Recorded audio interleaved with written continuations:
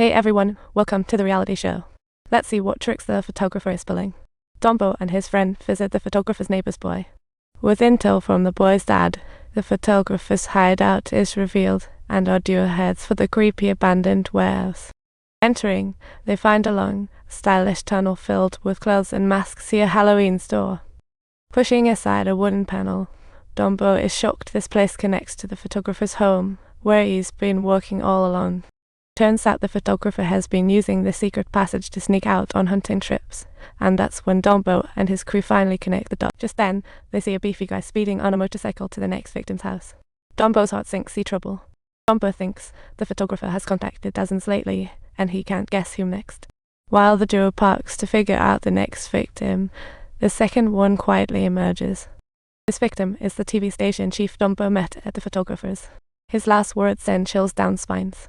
From the chief's words, he doesn't recognize the person confronting him. The murderer leaps out the second floor window to see what a ruthless one.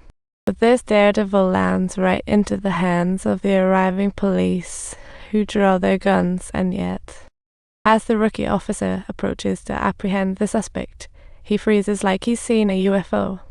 The seasoned cop yells at the rookie to snap out of it, while another old-timer moves in to grab the suspect's hand, only to get stuck in the same trance. Just then, Dumbo arrives on the scene, and the two officers have turned into statues, sitting there like they've forgotten what day it is. They vaguely feel like they've seen someone, but can't seem to put their finger on it. Dumbo realizes the killer must have a superpower for erasing memories. Dumbo's partners now resemble those who witnessed the chief's murder, quite intriguing.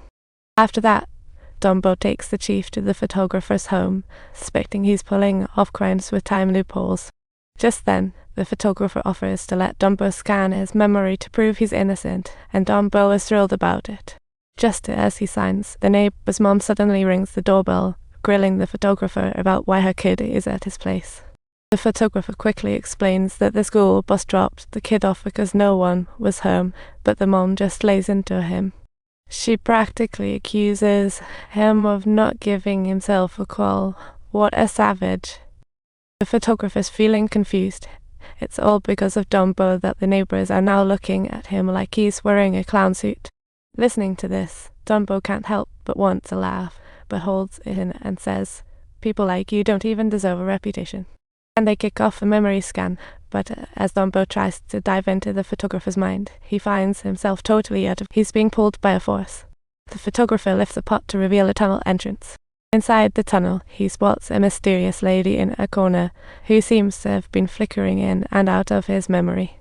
Just as the photographer finishes, a dark figure with red eyes appears behind, like a thriller movie villain. Dumbo locks eyes with him and feels an odd pressure. See, this is a whole new ball game. Meanwhile, Dumbo outside the memory is exhausted, and the photographer can't help but laugh. In the end, Dumbo can't handle the pressure, passes out. 4 days later, he wakes up.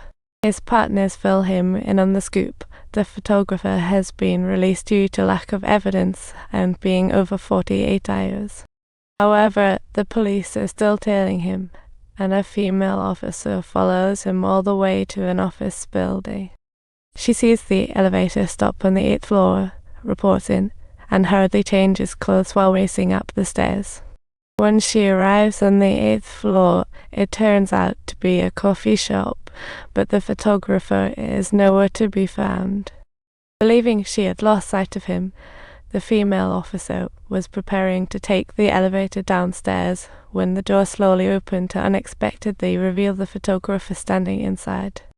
Trying to keep her cool to avoid blowing her cover, she forgets to choose a floor. See, what a laugh. After hiccups, the photographer meets little morsels, and things are spiraling. A scream erupts as the female officer's colleagues rush to the scene, but she has already forgotten everything. Meanwhile, the photographer is creepily watching the neighbor's child.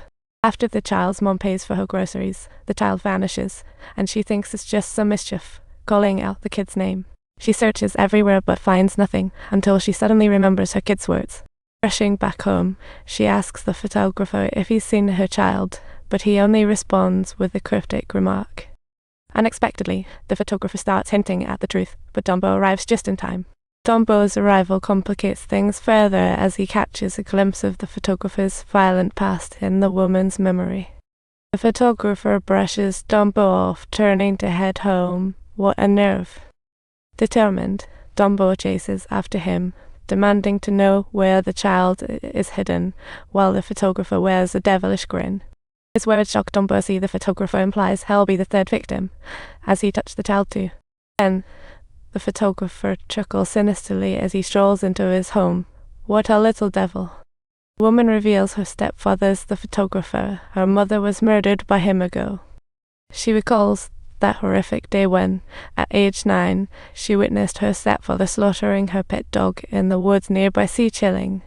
Since that day, her mother never came back, but days later, the stepfather returned with her mother's necklace. See what a monster. 20 years later, she aims to find the child swiftly to avoid him being the third victim. The police rush to reinforce. If you enjoyed our story, make sure to subscribe to our channel so you don't miss any of the action.